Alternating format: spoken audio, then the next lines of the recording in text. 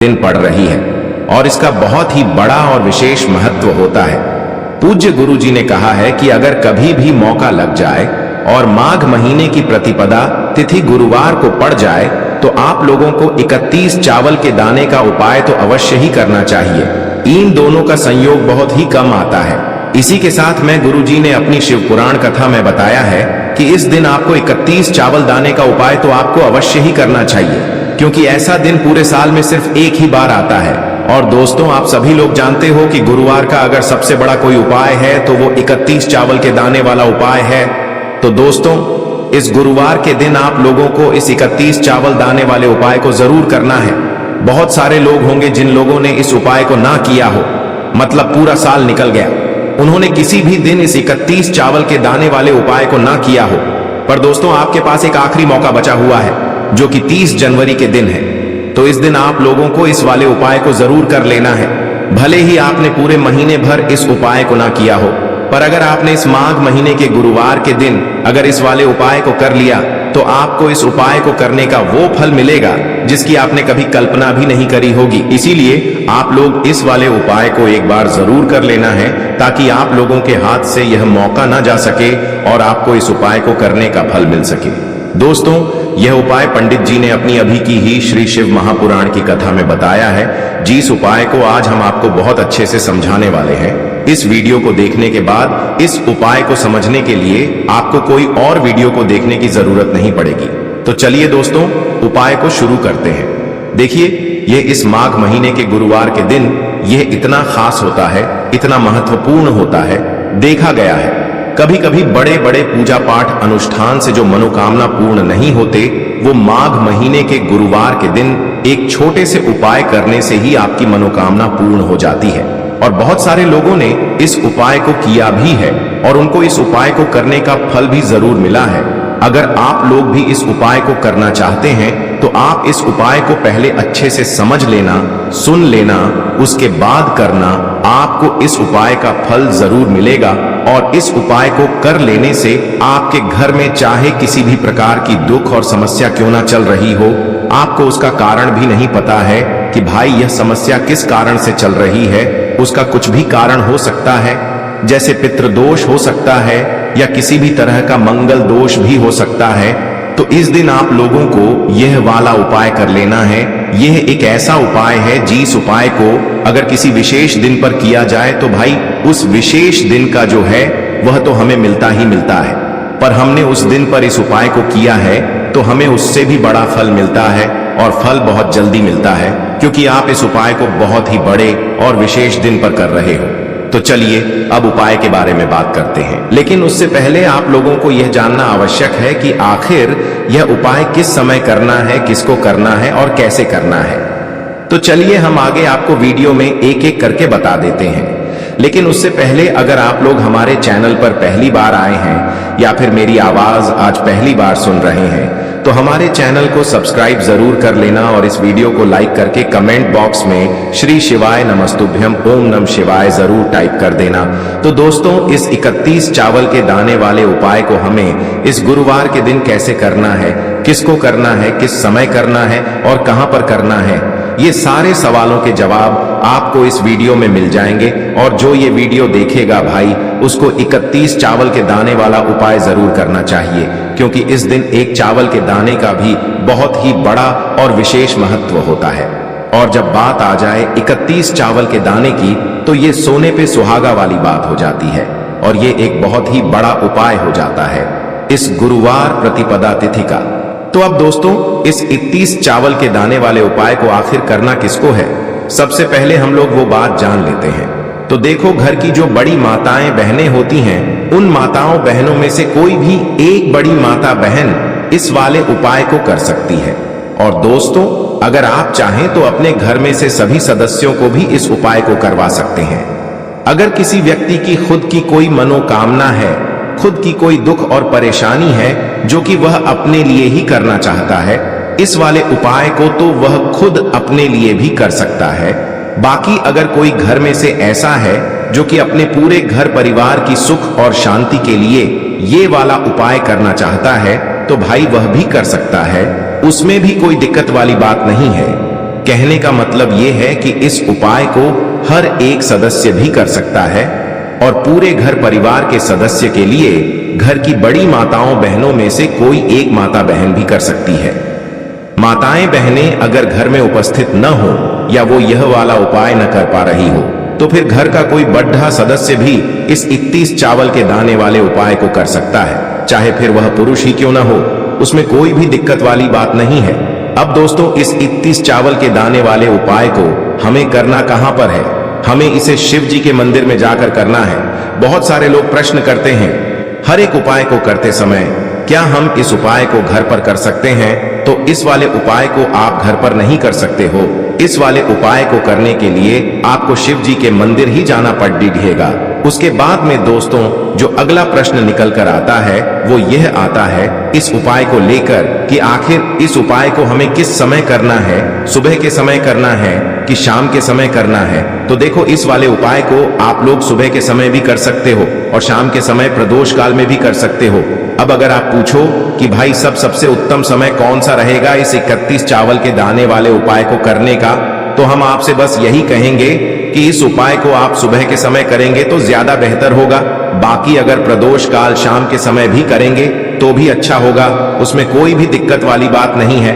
तो अब दोस्तों, जो अगली सबसे बड़ी और महत्वपूर्ण बात आती है वो यह आती है कि सुबह अगर हम उपाय को करेंगे तो हमें कितने बजे से लेकर कितने बजे तक के बीच में करना है, और शाम के समय प्रदोष काल में करेंगे तो हमें कितने बजे से लेकर कितने बजे के बीच में करना है। तो देखो, सुबह जितनी जल्दी हो सके आप उपाय को करने की कोशिश करना। बाकी अगर किसी कारणवश लेट भी हो जाओ, थोड़ी देर भी हो जाए तो 10 या 11 बजे तक भी आप उपाय कर लेना, पर 12 बजे से ज्यादा देरी ना हो, ठीक है? इस बात का ध्यान रखना। उसके बाद में दोस्तों, अगर शाम के समय प्रदोष काल की बात करें, प्रदोष काल का जो समय होता है वो शाम के 6 बजे से शुरू हो जाता है। मतलब शाम के 6 बजे से लेकर 7 बजे के बीच का जो समय होता है ये समय प्रदोष काल का समय होता है। पर अभी जो मौसम चल रहा है, इस मौसम में जो है शाम बहुत देरी से होती है, तो आप इस उपाय को 7 या 8 बजे के बीच में भी कर सकते हो। मतलब शाम के 6 बजे से रात 8 बजे के बीच में आप कभी भी इस वाले उपाय को कर सकते हो, उसमें कोई भी दिक्कत वाली बात नहीं है। अब दोस्तों, यहाँ पर इस उपाय को लेकर एक और सबसे बड़ी बात ये निकल कर आती है कि इस 31 चावल के दानों को हमें लेना कहां से होता है, और हमें इस उपाय को करने के साथ में क्या और कुछ भी सामग्री ऐसी होती है जो शिव जी के मंदिर लेकर जानी पड़ती है। तो देखो, यहां पर हम आपको बता दें, सबसे पहले आप लोग यह जान लो कि यह जो 31 चावल के दाने वाला उपाय है, सिर्फ और सिर्फ आप उपाय की सामग्री लेकर कभी भी शिव जी के मंदिर मत जाना, क्योंकि हमें भगवान के सामने ये नहीं दर्शाना है कि अगर हम भगवान शिव जी के मंदिर आए हैं तो अपने फायदे के लिए आए हैं। तो इसलिए जो भी पूजन सामग्री है, उपाय सामग्री है, 31 चावल के दाने, इसके साथ में आपको पूजन सामग्री भी जरूर लेकर जाना है। देखो, अगर सुबह के समय उपाय कर रहे हो तो सीधी सी बात है, 1 लोटा जल तो आप लेकर जाओगे ही जाओगे। वही 1 लोटा जल अगर मिट्टी का जल हो तो बहुत अच्छा रहेगा। मिट्टी का जल कैसे बनाया जाता है, इसके लिए हमने पहले से बहुत सारी वीडियोस बना दी है। आपके पास इस दिन एक आखिरी मौका रहेगा मिट्टी का जल शिव जी पर चढ़ाने का, और उपाय को करने का बहुत बड़ा आपको इस दिन फल मिलेगा। तो इसीलिए इस दिन हो सके तो भाई मिट्टी का जल चढ़ाना तो अपने साथ में कम से कम 1 लोटा जल तो आपको लेकर जाना ही जाना है। अगर मिट्टी का जल नहीं है तो घर का जल भी आप इस्तेमाल कर सकते हो। इसके अलावा जो भी पूजन सामग्री है, देखो 31 चावल के दाने ये अलग आपके रहेंगे, और जो आपकी पूजन सामग्री रहेगी वो अलग रहेगी। पूजन सामग्री में आप जो भी चीज लेकर जाना चाहे वो लेकर जा सकते हैं। एक बेलपत्र भी लेकर जा सकते हैं, उसमें कोई भी दिक्कत वाली बात नहीं है। वहीं अगर हम बात करें शाम के समय की, तो शाम के समय शिव जी पर जल नहीं चढ़ता है, इसीलिए शाम के समय आप लोग एक दीपक तैयार कर लें, जो कि गोलबत्ती का, आटे का, शुद्ध देसी गाय का घी का होगा, है ना? इस बात का आप लोगों को ध्यान रखना है, और इस दीपक को आपको घर से जलाकर नहीं लेकर जाना है, भगवान शिव जी के मंदिर में जाकर ही जलाना है। इस बात का भी आप लोगों को ध्यान रखना है। अब दोस्तों, यहां पर हमें इस बात को समझना है कि यह 31 चावल के दाने हमें लेना कहां से है। क्या हमें दुकान से लेकर आना है, या हमें अपने घर से लेना है, या कहां से लेकर आना है, और कौन से चावल लेना है?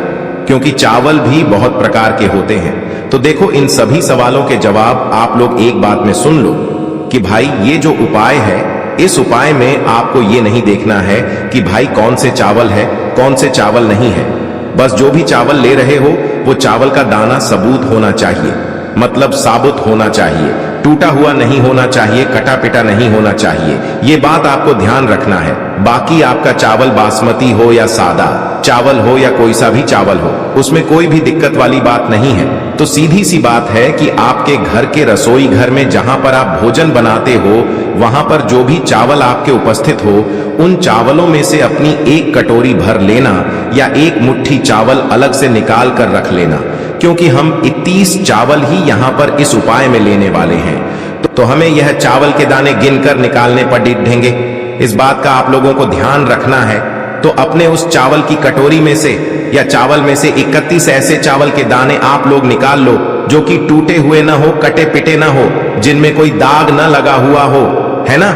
अच्छे साबुत चावल के दाने 31 दाने आप लोग निकाल कर रख लो और इन्हें किसी भी एक कागज की पूड़िया में या किसी एक छोटी सी कटोरी में आप लोग रख लो, ताकि यह सुरक्षित रहे, आपके एक भी चावल का दाना इधर उधर ना हो और आपका उपाय भी पूरा अच्छे से हो जाए। तो भाई जैसे ही आपका उपाय की जो सामग्री है, 31 चावल के दाने ये तैयार हो जाते हैं, उसके बाद मैं आपको जो भी अपनी पूजन सामग्री है सुबह के समय कर रहे हो, तो 1 लोटा जल और 1 बेलपत्र या पूजन सामग्री जो लेकर जाना चाहो उसकी भी तैयारी कर लेना। और शाम के समय जा रहे हो तो भाई अपना जो दीपक है उसे तैयार कर लेना, ठीक है। और उपाय को करते समय शुद्धता का विशेष रूप से ध्यान रखना, ठीक है। सुबह सुबह स्नान करने के बाद ही उपाय को करने की आप लोग तैयारी करना। उसके बाद अगर शाम के समय की बात करें तो शाम के समय आपको स्नान करने की जरूरत नहीं है, पर शुद्धता का ध्यान रखना है। आपको स्नान तो नहीं करेंगे, आप हाथ मुंह धोकर भी इस वाले उपाय को शाम के समय प्रदोष काल में कर सकते हैं, इसमें कोई दिक्कत वाली बात नहीं है। तो आप अपने उपाय की पूरी सामग्री तैयार करके आपके पास ही में जो आपका शिव मंदिर हो वहां पर पहुंच जाइए। सबसे पहले शिव मंदिर में जाकर आप लोगों को उपाय नहीं करना है, पहले भगवान के दर्शन करना है, भगवान से आशीर्वाद प्राप्त करना है, फिर शिव जी की शिवलिंग के पास में आना है। शिवलिंग के पास में आने के बाद आप जो पूजन सामग्री लेकर आए हुए हैं, जैसे कि सुबह गए हुए होंगे तो 1 लोटा जल और जो भी पूजन सामग्री लेकर आए हैं आप उनसे भगवान शिव जी की पूजन कीजिए। सबसे पहले तो 1 लोटा जल ही चढ़ेगा, फिर आपको एक बेलपत्र श्री शिवाय नमस्तुभ्यम का जाप करते हुए शिवलिंग पर चढ़ा देना है। उसके बाद में आपकी पूजन सामग्री चढ़ेगी। उसके बाद में अगर दोस्तों शाम के समय अगर आप इस उपाय को कर रहे हो तो अपने साथ में कम से कम एक जो दीपक है गोल बाती का जो आप अपने साथ में लेकर गए हो, उस दीपक को मंदिर में जाकर अपनी माचिस से जलाना है और उस दीपक को शिवलिंग के पास में रखना है, ठीक है। इस दीपक को रखने के बाद ही आप लोगों को अपना ये वाला उपाय शुरू करना है और दीपक को ज्यादा पास में मत रखना, वैसे भी गर्मी पड़ रही है। भगवान शिव जी को आंच नहीं लगनी चाहिए, है ना।